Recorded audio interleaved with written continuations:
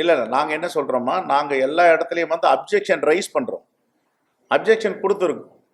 இவங்களுக்கும் அது இருக்கு, அந்த உரிமை இருக்கு. என்ன பண்ணியிருக்கணும், இவங்க வாக்குச்சாவடியிலேருந்து வர முடியாமல் கையெழுத்து போடாமல் அப்ஜெக்ஷன் ரைஸ் பண்ணியிருக்கணும். நாங்கள் இதில் எங்களுக்கு சந்தேகம் இருக்கு. இரவெல்லாம் யோசித்து காலையில் வந்து பத்திரிகையாளரை சந்தித்து விருதுநகருடைய வேட்பாளர் வெற்றி பெற்றதில் எங்களுக்கு சந்தேகம் இருக்குது, மறுவாக்குன்னு வெளியில் வந்து சொல்கிறத விட அங்கேயே அப்ஜெக்ஷன் ரைஸ் பண்ணி ஒரு லெட்டர் கொடுக்க வேண்டியதானே ரிட்டர்னிங் ஆஃபீஸருக்கு. அங்கே ஒத்துட்டு தானே வராங்க, பார்த்துட்டு அவங்க கண் முன்னாடி தானே என்றாங்க. நாங்கள் சொல்கிறது என்னென்னா, எங்களை தூக்கி வெளியிலேயே போடுறாங்க. எங்களுடைய பூத் ஏஜென்ட் எல்லாம் ஹவுஸ் அரெஸ்ட் பண்ணியிருக்காங்க பல இடங்கள்ல, அராஜகம் நடந்திருக்கு. அதே மாதிரி விருதுநகர்ல எங்க நடக்கல, அதுக்கு சொல்ல வரேன் நான். அவர்களுக்கு எல்லா உரிமையும் இருக்கு. அதே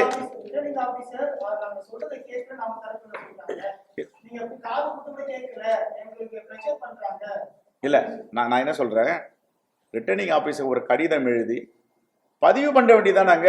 சரி, அங்க கூட அவர் வாங்கலன்னு வச்சுக்கோங்க. வெளியில வந்து பத்திரிகையாளர்லாம் கேட்குறாங்க, வெயிட் பண்றாங்க. பத்திரிகையாளர் சந்திச்சு நான் கேட்டேன், இந்த ரிட்டர்னிங் ஆஃபீஸர் மாவட்ட ஆட்சித்தலைவர் காது கொடுத்து கேட்கல, செவிசாய்க்கவில்லைன்னு ஒரு அப்ஜெக்ஷன் அங்கே பதிவு பண்ணியிருக்கலாம். அதுதான் கேட்குறோம். நீங்க அங்க எல்லாம் பேசாம இரவெல்லாம் யோசிச்சு காலையில் எப்படி பேசுறீங்களன்றதான் சொல்றோம். சரி, அவர்கள் வெற்றி வாய்ப்பை இழந்திருக்கிறார்கள், அவருடைய வருத்தம் நாங்கள் புரிஞ்சுக்கிறோம். அதே நேரத்தில் குற்றச்சாட்டுகள் காங்கிரஸ் பேர் இயக்கத்துடைய வேட்பாளர் மேல கொஞ்சம் பார்த்து பேசியிருக்கலாம். எப்பொழுதும் அவர் நம்முடைய விஜயகாந்த் அவர்களை நாங்கள் நேசிக்குபவர்கள், அவர் மேல் மரியாதை வச்சிருக்கோம். எங்களுடைய எக்ஸிக்யூட்டிவ் கமிட்டி வருகின்ற 11ஆம் தேதி செவ்வாய்க்கிழமை 10 மணிக்கு பெருந்தலைவர் காமராஜருடைய அரங்கத்தில் நடக்க இருக்கிறது.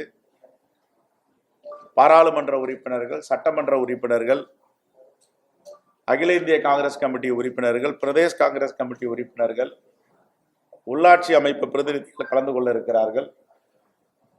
அதே போன்று நாளை காலை புதுடெல்லியில் நடக்கின்ற அகில இந்திய காரிய கமிட்டி கூட்டத்தில், காங்கிரஸ் ஒர்க்கிங் கமிட்டி மீட்டிங்கில் காலை 11 மணிக்கு தமிழ்நாட்டு சார்பாக நாங்கள் கலந்து கொள்கிறோம்.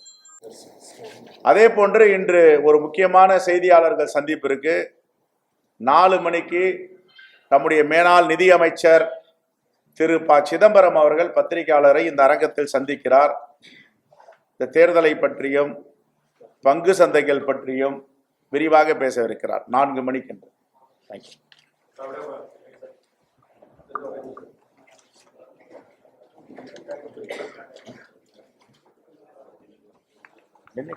நாளை காலையில் மீட்டிங்ல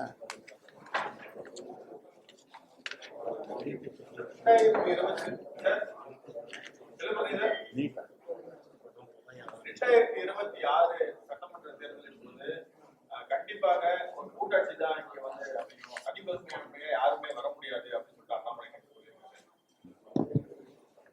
சரி, 2026 அதை பத்தி பேசுவோம். இப்போ நாங்க வலிமையா உறுதியா நம்பிக்கையோட எங்க இந்தியா கூட்டணி போயிட்டு இருக்கு. இதுல ஏதாவது குளறுபடி பண்ணலாமான்னு முயற்சி செய்யறாரு. நாங்க ரொம்ப இன்டாக்டா இருக்கோம், காங்கிரஸும் திமுகவும்.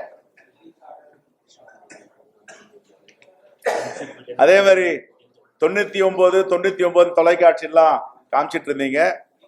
நேற்றுக்கு ஒரு சுயேட்சை எங்களிருந்து போன பாராளுமன்ற உறுப்பினர் காங்கிரஸில் தன்னை இணைத்திருக்கிறார்.